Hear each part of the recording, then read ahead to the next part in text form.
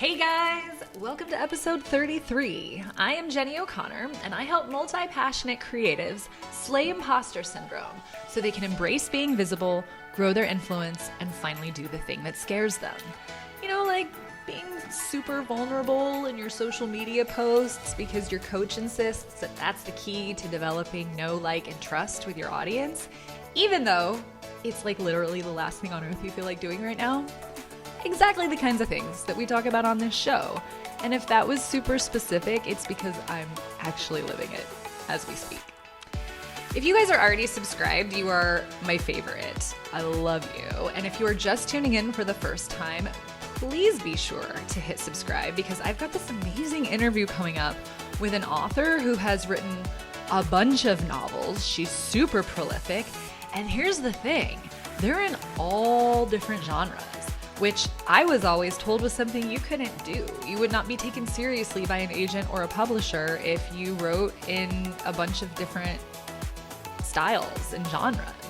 And she completely defies that. So she's not only gonna have a lot to teach us about that, but also about time management. How does one write 5 novels so quickly? So it's gonna be a great one. Be sure you're subscribed so you don't miss it. Today, though, we are talking with Kym Dakin, who is absolutely fascinating, y'all. Kym is a coach and corporate trainer with a background in performing arts, radio, audiobooks, and writing. She's also a founding member of the Portland Playback Theater Company, which is the type of performance art that uses true stories from the audience, played back improvisationally, which sounds insanely difficult and terrifying to me, personally. When the pandemic hit, Kym's work all but evaporated, so she had to pivot, which she did by developing an online product and writing a book for coaches on listening styles. Kym has a lot to share with us today about getting grounded and saying yes to whatever comes your way. So let's dive in. Hey, Kym, how are you doing today? I'm doing really, really well. Thanks for asking, Jennie. Yeah, absolutely. Fantastic. I'm so happy to have you on the show. Really looking forward to this conversation. So I'm going to start with a question I ask a lot of the people that I interview. Mm-hmm. Did your parents encourage your love of everything when you were growing up? You were chasing after sparkly things. Were they into it or were they? Oh, yes. I would say yes to a point. Okay. Right? When I got to be a teenager, it got to be a bit more problematic. But what wasn't everything when Sure. you're a teenager or when you're raising a teenager my daughter's in her 20s now and neither of us would repeat that experience. No, So, I wasn't an easy teenager either. no. But they were, for the most part, supportive of you having a lot of different interests. I think so. My father in particular, if he had allowed himself, he would have been a teacher and he would have been a really good one. History was his passion. But of course, he decided early on you couldn't raise a family on a history teacher's salary. So he went into real estate. But I remember feeling so much pride and acclaim actually from him when he turned to me one day and he said, "You're a really curious kid. That's really great." And it was just like, I'm a curious kid and my dad thinks I'm great. Oh, that's so So wonderful. oh yeah. Yeah. I was really blessed that way. Yeah, Definitely. because I feel that that's a thing that is kind of bred out of us as Oh we get God. older. I mean, think about Yeah. as a parent, I'm sure you can relate to your kid going, "Why is the sky blue? Is that squirrel a boy or a girl? Like, are we there yet?" And you're just like, stop. But kids get the message then that following their curiosity is not something they should do outwardly. And I think for people who are everything enthusiasts, like that's what we're driven to do. Yes. So it's a very Yeah. confusing message. So I love that your dad was like, "This is great." Yeah. I do too. And it wasn't until later that I really appreciated it. And I think it's because of the same thing you're talking about. Somehow, I think it's when we start to define ourselves as adults, we define ourselves professionally. It's like we put blinders on and we limit our world to only what is encapsulated in our profession. And I think we're really doing ourselves and the rest of the world and our kids a disservice by doing that. I mean, yes, I've been accused of being fractured and ADHD, and yeah, okay. Guilty as charged, I guess. Yeah. But Haven't we all, though? right, right.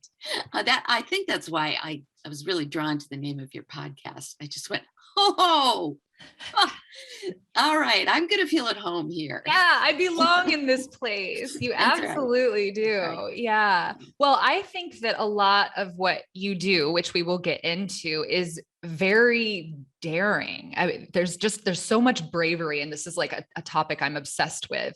So, do you think that you got your daring from your parents? Where did that come from? Yeah, that's an interesting question. Bravery. There's all kinds of bravery. Of course, Uh, yes. I grew up to pretty much labeled, rightly or wrongly, as an introvert. It was hard for me to form my own thoughts because my head tended to be full of what everybody else was thinking. I also grew up, my youngest sibling, my only sibling, was a chatterbox. She couldn't stop talking, extroverted off the charts. And I felt like there was no auditory room for me. Mm. So I got into theater, which is one form of bravery. I also started writing pretty early on, just as a way to get my voice back and to find out. I think although it wasn't conscious, of course, to find out a little bit more about who I was and Interesting. what my, I guess, what my own mental apparatus, what direction I was going in, to kind of follow a path. But I had to be able to articulate that first for myself. And I think that bravery didn't come until it turned out I was good at theater, and I was good at, speech club. And I would say that my father encouraged that to a point until I wanted to go into it professionally. And, of course, I can so relate to this. need not even be said. But I think my mother was, when she grew up, she was a gymnast. She was physically very adept. And so I also grew up, which is unusual in my generation, with a certain amount of physical courage. Our family skied together. I learned to bike pretty early on. I think it was 2015. I had a glass of wine one night, and made the mistake of going on the computer. And I found a shiny new Groupon for something called tandem skydiving, which was Love something, it. right? Which was something I had on my bucket list. And so, because I'd had a glass of wine, I just clipped that right out, and I went. And it was a 5-hour drive up north to Wow. this little podunk place. I mean, honestly, the planes were maybe the size of my desk. It was, they were teeny tiny, teeny tiny. Wow. But it was, it was amazing. There were these two guys who ran it, and they asked for absolute silence while they packed each other's parachutes, right? So right away I was like, oh, okay, good. No hot dogging, because that's one of the things you're nervous about. Mhm. Plus, the other nice thing was I got hooked up to the cute Australian dude. Oh, perfect. Yeah. So that was fun. However, in free fall, and I'm sure this was mentioned somewhere in like the encyclopedic liability clause that we had to sign the night before, my inner ear and my right side started screaming. Oh no. It was fine when they pulled the chute, but I had been doing a lot of audiobook recording at that time. And I started to notice my ear was filling up and feeling really weird. Mm. So it turns out, and I thought maybe if I went to acupuncture, I had this image, right? Right. If there's Yeah. fluid on the ear, he can stick a needle in it and That's end of the totally what I problem. would think was going to happen. Well, that's not what happened. It turned out it gave me severe vertigo. Oh, wow. I had never had it like that before in my life. And it took about a year and a half to get properly diagnosed. So that little experience of jumping out of a plane, you know, I don't want to drag around regrets, but had I known what it would do, reduced hearing in my right ear. And I am extremely fortunate. Usually what I have, Meniere's disease. You're too young to know Huey Lewis in the News. Oh, no, I'm not. Okay, well, um, yeah, he has Meniere's disease in both ears, which means he can't sing anymore because he can't keep pitch, which to me is extremely sad. That's so Um, sad. yeah, but this particular thing you treat either with a low salt diet. It's like, just take me out now. What's the point of playing it? Or reduced caffeine. And so Okay. that's what I do. I used to be embarrassed to order decaf coffee, but I'm not embarrassed anymore. Well, good. I mean, I admire that sort of seize the day mentality that you have. And it's unfortunate that one incident had, this pretty significant downside. But I think that you just, in reading about you, you just struck me as so brave. And I will say, like, in particular, because the style of acting you do is the kind of acting that I find utterly terrifying. Oh, you're talking about improvisation. Improv. Oh my God. And I did speech and I did acting. I ultimately discovered that I was far more comfortable behind the scenes than being on stage. So, I mean, even that has a little, like, that's a fear response, Sure. but in particular, improvisational acting. So tell me, this troupe that you were a founding member of, tell me what style you utilized and like how that worked basically. Well, yeah, I understand your terror around improv. One of the reasons I got into theater is because they give you the words and they tell you where to go and they tell you what the story is, and things aren't predictable, right? Right. Yeah. So this brilliant man who is no longer on the earth plane anymore, unfortunately, his name was David LaGraff. He was all about improv, just all about it. And his approach was kind of a Zen Buddha sort of approach. It was more a mindset than anything else, an embrace of whatever's there and saying yes, which theoretically I was in alignment with. But the thing about playback that made me much more comfortable signing on and also made me curious to explore is that there are improvisational forms that will contain a person's story. I probably should explain what playback is. Playback is a theater form, improvisational theater form that utilizes stories, true stories from the audience. Oftentimes we work with a theme, like Lost and Found. So people come to listen, people come to tell. The story is loosely aligned to the theme. So somebody comes up and they tell their lost and found story. Okay. And the conductor asks them some questions to clarify and also to get a sense of what form we're going to utilize. Okay. We're trained in probably about 25 to 30 forms. And so he or she will name a form. We'll say, let's watch. And then we're up and playing that story back immediately. But the thing that saves it for me, because I'm not a big fan of improvisation that doesn't have a container. Sometimes if people are super brilliant, it can be amazing. But most of us, truthfully, aren't super brilliant. And it can go on and on and on and on and get embarrassing. So the container really holds it together. We know there's a beginning, a middle, and an end.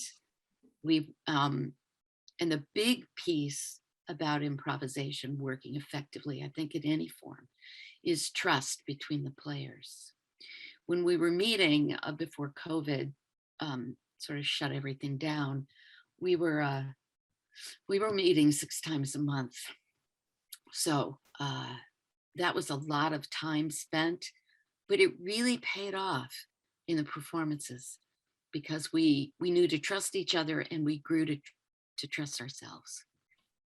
And we were playing to packed houses 2 times a month. Wow. And we were starting to get some interesting outside jobs too, at hospitals and domestic violence shelters. And Oh, wow. oh yeah, it was great. It was starting to take off. And then COVID pulled the plug, and because everything's still so uncertain, we haven't found our way back. Yeah. Yeah. Yeah. I want to talk about that too. And I'm going to go to that question next, but before we depart from this topic, you utilize a storytelling format called, and you told me how to pronounce it and I promptly forgot. So I'm going to say Pecha Kucha. Okay. Chakacha? There you How do you go. pronounce it? Chakacha. Chakacha. Okay, beautiful. It's way prettier when you say it. It sounds like it should be a dance or something, right? Yeah, absolutely. It definitely has like a lyrical ring to it. I love it. So this is also another form of improv, is it? Well, that's interesting. Yeah, this is a totally different sort of structure. Okay. I would say, yes, it's storytelling, but it was started in Tokyo Okay. by an architecture firm. Huh. The head architects were getting sick and tired of wading through 3-hour presentations by prospective architects on, what they did and how they did it and how great it was. And so they came up with this format. You have 6 minutes and 40 seconds to tell us about your project. Boom. That's all you have. Okay. And the beauty of that is that it forces people to cut to the chase. Yeah. And it gets people out of a PowerPointy mindset, because you have 20 slides, 20 seconds per slide to talk about what's on that slide. Okay. So And that is there, it is prepared in advance. That isn't, you just come up with something on the fly. But then there are people who can improvise with it. And we actually had a really interesting pachakacha dedicated totally to improvisation. So nobody who showed up to do their 6-minute and 40-second piece had prepared much of anything except the slides. Okay. So there are different ways to utilize it. I've been on the board now, I guess, for about, I don't know, maybe 6-7 years. And that's a format that we were successfully able to transfer online. So we will again put out a theme, and we'll get between 5 to 8 speakers. And they have their 20 seconds per 20 slides to talk about their art form or their project or something that they're passionate about or something that happened to them that has impact and relevance beyond their own personal lives. And it's one of the most inspiring projects I've been a part of. What a cool idea. It's really cool. And it started just for architects, and then it expanded to visual artists, right? Because they've got no problem coming up with 20 slides. But then we started to get challenged to expand our notion of what creativity is. People who have found an interesting way to solve a problem are just as creative as an artist putting up their show in a gallery. 100%. Yeah. Yeah. So it's like, let's highlight those people.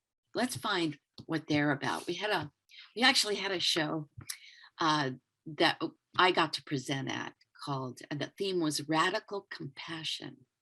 Okay. So these are people who are doing things in the community, finding ways to solve different problems, finding ways to talk about homelessness, finding ways to talk about green power and the environment. I did a piece on the standardized patient program that I've been a part of now for almost 10 years, which is essentially an improvisational way of teaching medical residents to interact better with patients and to teach them more productive interpersonal skills.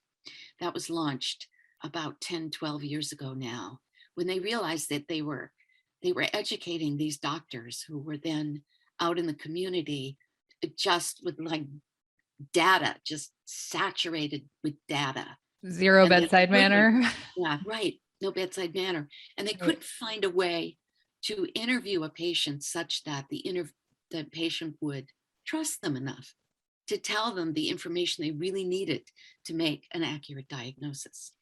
So they started to realize this was a big problem, a problem that was costing hospital systems lawsuits, stuff like that. And went, okay, we have to figure out a different way to do this. And so they came up with well, they call it standardized patient where I am. I just started working with Kaiser Permanente on their patient care actor program. Same end goal in mind. So I talked about that at my Pachakacha, 20 slides, 20 seconds per slide. But I was not improvisational. No. I had to really, with that kind of time limit, there was a lot to get in. But what was fun, I'm not a particularly good photographer. Plus, I can't really take photographs of a bunch of people sitting around in hospital gowns. It's not interesting. So I decided to do some collages. So I made 20 collages that kind of brought the emotional tone of the story better to life than just standard photographs. That was a lot of fun to do. I've always loved collaging. So yeah, I'm a fan. yeah.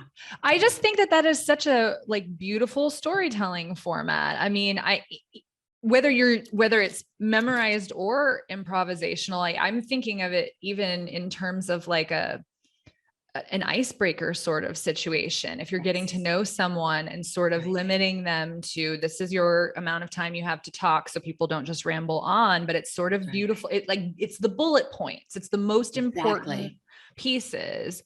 It's a really, really interesting idea. Yeah. And it can be highly effective in business situations for sure. And this movement has grown over the last 15 years. I don't know exactly how many cities put them on a regular basis, but it's all over the globe.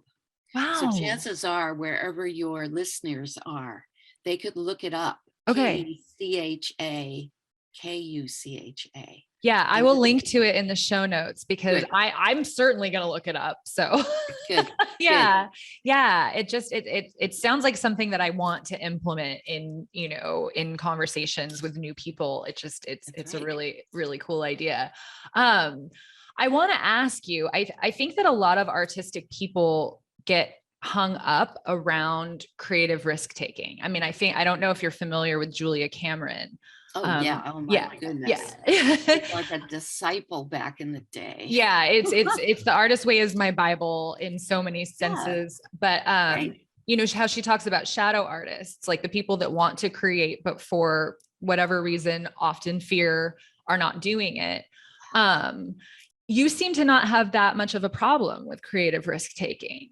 I mean, I know you said in your improv troupe, it had a lot to do with trust. But do you have a particular method that you work through to overcome stage fright? How does that work? Ooh, I'm a believer in rituals. Cool. Yes. Things that you do on a daily basis will attune my mental state into what I'm supposed to do in the outer world. So I know that I need to breathe. I know that I need to move. And I know that I need to bring my energy into a place where I can utilize it effectively. I also have become a real fan of trying to read Amy Cuddy's TED Talk on. Not familiar. Okay. Amy Cuddy, Cuddy. Okay. It's a powerful TED Talk. I think it's still one of the most popular ones. She talks about power stances, putting yourself in a power position.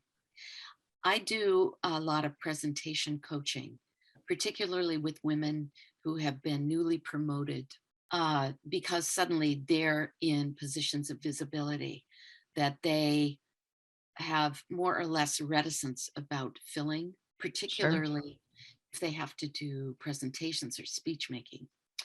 And it's interesting because if I can get somebody to, particularly women, to put their hands behind their head and lean back in their chair, what this does to our psychology is amazing. And I have never once seen a woman actually do it without my prompting. This Mhm. tends to be a very male It's thing, super masculine. Yeah. super masculine. Plus standing up, hands on hips, sort of the, the Superwoman, Wonder Woman stance. Yep. But I also encourage people to make up their own. I was working with a woman who works in healthcare, and she felt that she needed to take up more space. So hers had a gesture of expanding her personal space when it was her turn to talk. So things like this, we tend to rely on our oversaturated intellect. We tend to rely on how much information we can absorb. But there's all kinds of information, and our bodies have a huge amount to help us if we know how to tap into them. And that's stuff that I love exploring with people. Yeah, that's wonderful. I mean, so if you are working with these women in that capacity, you are also helping them deal with imposter syndrome. Stage fright and Oh, imposter yes. syndrome don't feel all that different to me. They are not. And what I'm undertaking a training now through the Positive Intelligence Program. Shirzad Shamin is his name. And I'll get certification as a mindset coach, particularly for that same sort of, I keep dealing with women who have this imposter syndrome. And sure enough, the Positive Intelligence Program is all about making our internal critic extremely specific, personifying it even. Mine happens to be Aunt Eunice. Aunt Eunice. She's got a very nasal voice Oh, yeah. and a bubble cut and a big martini that she's always refilling. So, you can have fun with your internal critic, but then there are like 9 saboteurs, 9 different ones. We all have a piece, but most of us have top 3 going on. And I would imagine that if your listeners took on this program, they would find that one of their saboteurs is definitely one of my saboteurs, which is restless. Restless is always looking for the new shiny object, right? Totally. And when you're trying to concentrate on any one thing and it starts to get boring and tedious, or you run into obstacles, it's just super easy to jump over to the next bright shiny object, right? Yeah. Yeah. Yeah. And that is one of the downsides I've discovered in being an everything enthusiast, right? So Yeah. oftentimes it can prevent me from going deeply in. But now that I know this about myself, I can catch myself in the act. I can get myself to just spend 15 more minutes here before jumping to the next shiny object. And oftentimes that 15 minutes is a window into something that I hadn't thought about, a way to solve something that hadn't occurred to me before. But I couldn't do it if I wasn't able to intercept my restless. Yeah. You know? That's so cool, because I do think that task switching thing that is so prevalent amongst everything enthusiasts has a lot to do with what I'm working on just got hard. And so sparkly thing over here, thing. Squirrel. Yeah, this isn't fun anymore. Yeah. Fun. So I really like that, like just 15 more minutes. And then so after that, you give yourself permission to chase the thing. Go chase the thing, or just even go up and take a walk, get out from in front of the computer, which is Sure. More and more of a problem these days. Well, I mean, I bet after 15 minutes, you don't even always want to chase the thing. It was that That's exactly knee-jerk right. reaction to now this has gotten hard. Let me go do something else. But That's maybe right. that's not really what you wanted to do. You were just, that was like avoidance happening. That's avoidance. Exactly. Yeah. And the avoider is another saboteur. Mm. It's a very interesting lineup, these 9 saboteurs. This sounds like something that everything enthusiasts ought to look into. I'm gonna include links to this as well because I'm very curious now. That's right. What are mine? I know they're in there. Right. Exactly. Okay, I'm gonna actually take us off track, and then I want to circle back to what you were talking about, working with the people in medicine, because I had a light bulb moment when I was reading about that. But real quick, you mentioned that you have a love of solo camping. I don't know if you knew that you are a woman after my own heart. I solo camp a lot, and people act like I'm crazy. I rarely meet women who are into it, and most people act like I'm out of my mind. They're like bears and murderers, and I'm like, I had an encounter with a bear, and the bear was like so unconcerned with my existence. First and foremost, he was eating ants out of a log. He didn't care that I was there. And the places I camp, there are no murderers lurking in the bushes because they are in the middle of literally nowhere. And it would that just sounds like a very fruitless endeavor. I'm going to hide in this bush in the middle of nowhere just in case a woman comes along who's solo camping. Right. So you do this, like, where are some of your favorite places? Where do you go? Well, I have to say that you are probably more adventurous than I am. I have a campsite that I love because it's got ocean sights. Wow. Right. And there is one campsite that not only has an ocean view, but it has its own private little bench off on an isthmus. Nice. And at low tide, there's blue herons that come to fish or clean their feathers, and I try to get that campsite for that reason. Blue herons are something I'm just intrigued and passionate about. And so I try to get that campsite every time. Plus, I live in Maine, just north of Portland. And so this campground is about 30 minutes away from my house. Okay. So if I forgot something crucial, which is always possible, or it rains, I tried last year to stick it out with torrential rains. It sounded like buckshot on the roof of my tent, and I got no sleep. And then I bailed and went to town and did therapy shopping. Camping feeds your soul, and therapy shopping feeds your soul. So I get it. I do. But it doesn't sound like your kind of camp places have therapy shopping options. So, I mean, trust that some of my favorite spots are not as remote as what I just described. But the place I went to this summer I actually found it on accident. I truly believed I was going to a different campsite, but I dropped a pin. There were like 5 campsites with the same name, and I just dropped a pin on my map, and where I ended up was the most magical place. I couldn't even tell you how to get there. It's in Wyoming, in Fremont County. Good luck. Go find it, because I can't. I may never find my way back, but it was absolutely magical. And so it's so fun for me to meet someone else who can appreciate taking that time alone in nature. I think that a lot of people might feel lonely, and I just soak it in, I do too. I started doing it when I realized I was spending so much time online. Yeah. And I wasn't getting nearly enough reading time, or reading while awake, and not in the little 15 minutes before I fall asleep at night. Yep. Right? Yeah. And so I would bring my books, I would bring magazine articles that I've been saving and couldn't find the time to do. And suddenly, right, all I have is my cell phone, just in case something happens. There are no devices. Yeah.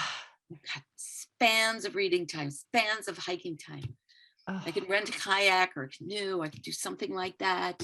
I bring my bike. I can bike around everywhere. I love It it. things slow down, right? I can Yeah. feel myself slow down. That's what we have lost, is that contact to the, like, that's our innate self, that we can't even hear that voice because society moves so fast and we are in front of the computer all day long, and you can reconnect with that when you go camping. So I'm confused by people who don't enjoy camping, but it's not for everybody. I know. And it's always the same. It's always the same question. And it's because we're women. Aren't you scared? Aren't you scared? Yeah. It's like, well, no, I'm not. I mean, I go like I have weapons. I've got my butcher knife. I've got my bear mace. I've got my gun. Right. Like, I'm set. And I, none of those things have ever been necessary. And knock on wood about that. I've got my ear splitting whistle. There you go. See? See, that's right. And I don't go on the weekends. I go during the week. Right. So if the party guys want to, camp down the way from me, I don't have to listen to them do karaoke at 3 a.m. Yeah. Yes, I totally get it. Yeah, that's wonderful. I mean, that just all kind of falls in line with this, me thinking that you seem very courageous and, wanting to understand more about how you have gotten to that point, because that is like basically what I teach people about, is how to overcome the things that are standing in their way. So it's just so inspiring to talk to someone else who kind of has that down on lock. So, so one of the things that I've been contemplating lately about multi-passionate people is that more and more I'm seeing people create these like amalgamations of job descriptions. They're not just one thing anymore. They're taking from all their different sort of talent pools and mushing something together that they are uniquely qualified for, that no one else could do in the same way. You have done that.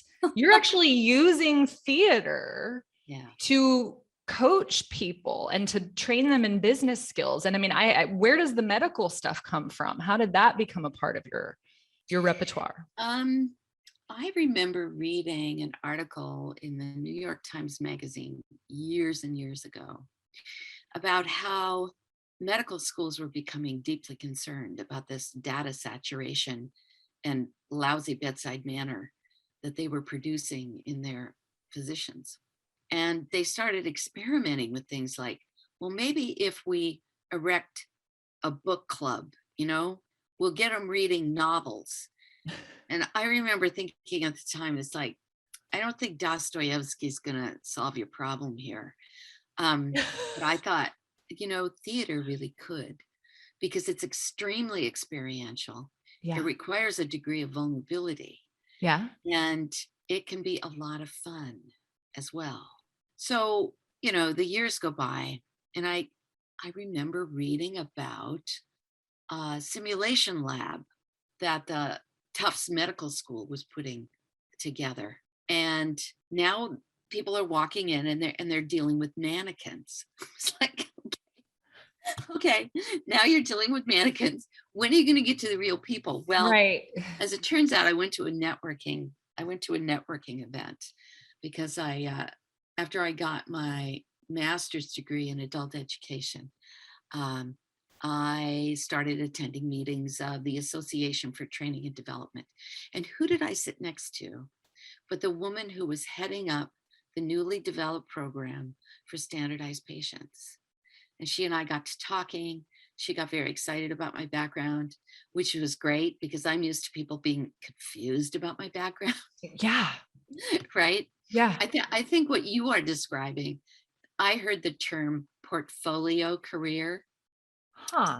Which lights went off for me. It's like, I have a portfolio resume and a portfolio career. Yeah, when people say, what do you do? You're like, do you have 5 minutes? And then you're right, or 10. Right. So that's when I started working with them, and I became a trainer in that program. I trained new standardized patients. I got my kid into the program when she was having a really tough adolescence. They were looking for people her age to come in and interact. She's not homeschooled, but I managed to get her school to give her permission, right? So now she's using her, adolescent girl feedback skills and actually earning some money and putting them to good use rather than driving her parents crazy. Good. There's an outlet. That's good. There's an outlet. Plus, it empowered her. It's like, oh, I have things to say about this. And older people are paying attention. Sure. How do I get more of this, right? Yeah. Yeah. There was one day when I drove her home, and she had this scenario, this case, where she was an adolescent who was questioning her sexuality.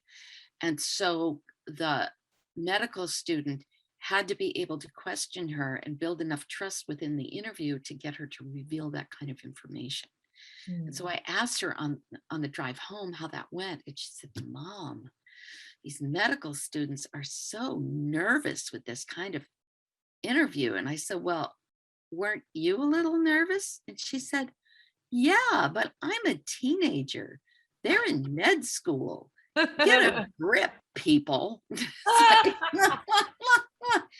Okay. Yeah. It's easy to think that we'll have it all figured out once we're grown up. That was fun. I just think that it sounds like and it makes so much sense that you're encouraging vulnerability. I feel like you're encouraging play with like the role play and stuff like that. And I don't know that medical students have played in forever. No. And a lot of them, at least early on, are resistant to it. It's like, sure. but this is just pretend. And so we try to just emphasize, if you're going to make a mistake, this is where you want to make them. And you are going to make a mistake. No matter how much you think you know, you're going to make a mistake. Right. And that's our job, to give you a sense of how to build a partnership with a patient, which is very different from the old model. Yes. The old expert patient, there's something wrong with you, so you're coming to me because I have the answers. Very different model. Sure. Just peel off advice and push you out the door kind of. Yeah. That's right. Yeah, exactly. That does nobody any good. So do you think that, to me, this is exciting because I think that people who are multi-passionate, who often are like, what do I do with all these different interests? So there is really a way. I'm sure it took you some work to get to that point. Well, yeah. And I think too, as far as theater is concerned, I found myself frustrated that in this country, theater is only considered an entertainment, or at least it was for a long, long time. And to me, it was like, how can I make this a useful skill, right? Because this art form can build empathy, it can build better communication skills, it can build vulnerability and make it okay to be vulnerable, make it okay to ask questions. Yeah. Right. To be curious. That goes directly to the bottom line in any organization. If you know how to build trust in your working team, in your department, then you're going to fly where other people are going to flail around. That's a very, that's kind of a general wash, but I knew that there had to be a way to utilize this. Yes. I put my own company together, and we had a lot of work around our state with mandated sexual harassment training. Okay. Right? Yeah. If you're going to sexually harass somebody, call us in. We'll show you how to do it right. Just an old notes. This old bad joke. Couldn't resist. But yeah, so we came up with a couple of models, a couple of modules that we put people through. Stop action, give the players some new tactics, try them out, come up and show us how it's done, getting people engaged in the actual element rather than what workplaces usually do, which is to make the plaintiff bad and wrong and to try to hide everything under the rug because it's uncomfortable and nobody wants to deal with it. Yeah. So when people got sick and tired of watching the same old video that was produced in the 70s After that Sure. had, become Ugh. a joke, Yeah. they started utilizing something much more hands-on and interactive and engaging.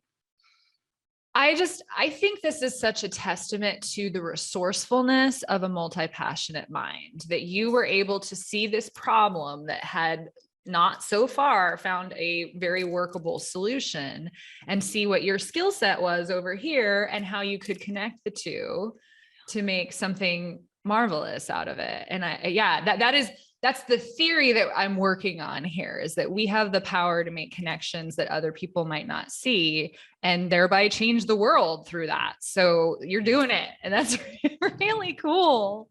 Well, I think one of the silver linings of this awful pandemic is that people have been forced back on their heels.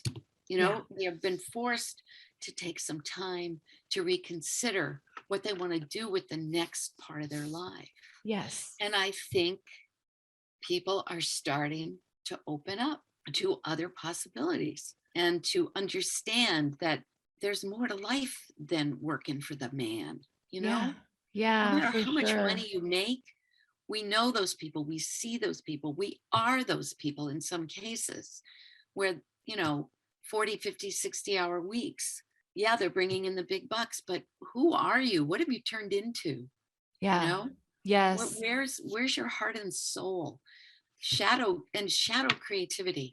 Absolutely. I have a theory.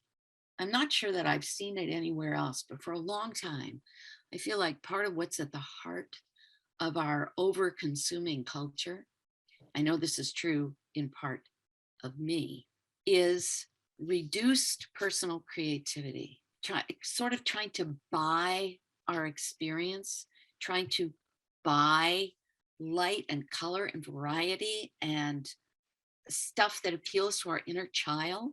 And I think to a point that's okay, but if you start to notice your own consumption patterns, like Mm. for me, I really, really, really had to take a look at how much clothing I was stuffing into my closet.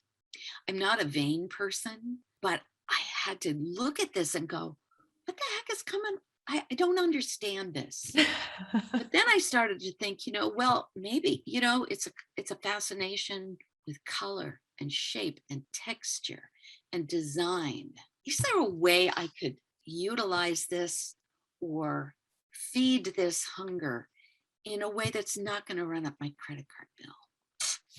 Right? Good question. Yeah. Yeah. And so Yeah. I think for other people, it could be any number of other things. Yeah. But I think where we go when we feel a pain or an itch is, we see how we can fill it on Amazon. It's just so easy to do, So I easy. mean, it's funny because I feel such gratitude for the idea that I can be like, oh, I need that thing, click a I button, know, and then it's bada here. bing. But it has certainly created a monster for a lot of Yeah. people. Oh yeah. Yeah. So Yeah. you mentioned actually the pandemic, and you had to really pivot because obviously theater went away. Oh yeah. Everything I was doing, my in-person training, Sure. All of team that. experience design, all of it was all in person. Sure. But you did some So, really exciting stuff. So I want to hear about the stuff you did, but I also want to hear about how you were able to make that pivot just work for you so well. yeah. Well, before the pandemic hit, I had taken on a very part-time position with a gym because I loved my exercise class. And even though I had been laid off from I was assistant creative director at a group of radio stations. And I'd been laid off because sales wasn't making their numbers. They felt so bad about that. They all took me to lunch in a fancy place. Oh, They were very dear about it. So I couldn't, I didn't get mad, but I had to pivot then. I think that was 2019, because the gym down the road from the place I was working was where I was taking my exercise class. And it was really feeding me. And I'm picky about exercise classes. There are a lot of exercise teachers that I can't stand, sort of the mhm. drill sergeant that, Yep. screams at you, I'm just like, nope, I'm out of here. Give me my money back. Yep. But this one was excellent. And I wanted to stay with her. But when I got laid off, it was like, it's really pricey. So I went there and I said, look, how many hours would I have to work here to get my membership? And he said, well, I need some help with my customer service. And so he created this cushy customer service. I would just call members up. I would talk to them about their problems. I would get them realigned with a class or some sort of package. And it was great. Apparently, I have a knack for talking to elderly people and getting something to align with what they need. And I did that. And I was having a wicked good time. But then we all know what happened to gym memberships when the pandemic hit, particularly if most of your members are elderly. Up in smoke. Oh, yeah. But what that did afford me at the same time that all of my training work went up in smoke, it afforded me some unemployment. So it took me 4 months to get on unemployment, but by that time, they had opened their doors to self-employed people. Technically, that's what I am. I'm self-employed. But I was able to utilize that to create a cushion and take a little time to write a book, take a class in developing an online product. I could do some artwork in my own backyard. I had buckets full of old pottery pieces that for some reason I couldn't bear to give up. And I just kind of strewn them around the lilac bush because nothing grew there anyway. Mm-hmm. And then I thought, wow, I'm missing some space here. I'm missing some pieces. So I went to Goodwill and got a few more china plates, and I started superimposing the faces of politicians I couldn't stand on the back of the plates, and I went after them with a hammer. Amazing. Very therapeutic. Amazing. So I created my smash garden, which I'm very proud of. That is so fun. Wow. Yeah, wow. I love it. I was very proud of it. Very colorful, but the only thing that grows there is that lilac bush. So, but it was What a great fun. idea. And then I went to Writing in Community, Seth Godin's. Yeah. How was that?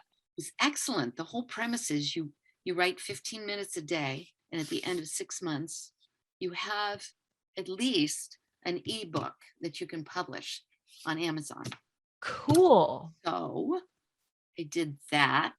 It took me a little longer than 6 months because it took me a while, being an enthusiast, to land on my topic.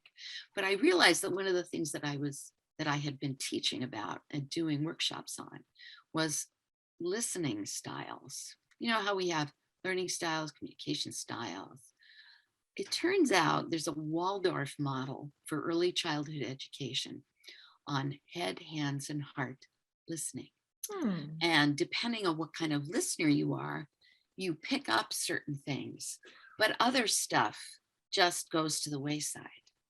And I knew about my own listening that oftentimes I miss stuff, but I can pick up stuff that other people miss. And I started to just get curious about it. So writing this book was an opportunity to really dig into that and to start utilizing it with my own coaching. And so I'm working on doing my third rewrite of a book proposal for a publisher in England who is interested in publishing the book, which is really pretty amazing. That's incredible. Wow. It Yay. really is. So it's not out yet. I can't put my hands on it out, yet. But my goal is to have it out in 2022. Okay. And it's geared towards people who do coaching, consulting, social work kind of things. People who really have to tune their ears to make sure that they're listening on multiple levels. Yeah, I would be so interested in it. I mean, it sounds, right? it's reminding me of love languages, but just listening style. Like it sounds fascinating. Cool. I want to stay in touch so that you can tell me when it's out so that I can promote it for you. Awesome. Yeah, definitely. And also I need you to tell me about your, the app that you designed. Yes, Nugget. Yeah. Talk about that for a bit. Yeah. So this was kind of wild and wacky. I took a class in March this invitation showed up in my email for a Propeller class. Propeller was a notion that was put together by Nick Rimza, who runs something called Tortoise Labs. He is a professor. I won't say it's a professor, but he teaches in entrepreneurial development at Colby College. Young guy, he's in his 30s. And he put together this class for women only because he was noticing his classes are full of guys. Every once in a while, a brave woman will show up, but she sits in the back of the class. She doesn't say very much, and half the time they drop out. So it was like, okay, what am I doing wrong? And Nick is delightful. He's got 2 sisters. He's got a mom he loves. He was like, something is going wrong with these women. Right. How can I make this better? So he pulled together this Propeller class with Coastal Enterprises Incorporated, which is a nonprofit here dedicated to getting people into entrepreneurial development. So this class was all about getting women to develop online products. Years ago, I had come up with a card game that provided a structure for working teams to work through conflict and get to the point on the other side where they could brainstorm effectively. So I thought, oh, maybe I can find a way to put this online. Well, that didn't happen, but this was happening just as everything was going to Zoom. So all my meetings were in Zoom. All my coaching stuff that I was starting to build was in Zoom. And nobody was really happy with this medium. Right. I mean, it's great for getting just content into the room. But if you're trying to build trust, if you're trying to get people to share off the surface of conversation, it can be really hard. Mm-hmm. So by the end of the first Propeller class, I had articulated my problem area, but I hadn't really come up with anything. But I thought by that time I'd committed to writing this book and okay, glad I did it, but I'm on to this thing. Well, Nick emails me, you should take round 2. I'm like, yeah, whatever. I'm writing my book now. He said, no, seriously, you should take round 2. It's like, thank you. I know you have to put butts in the seats, but I'm writing my book now. He starts texting me. I was like, Nick, thank you, but I don't have a thing to go forward into round 2.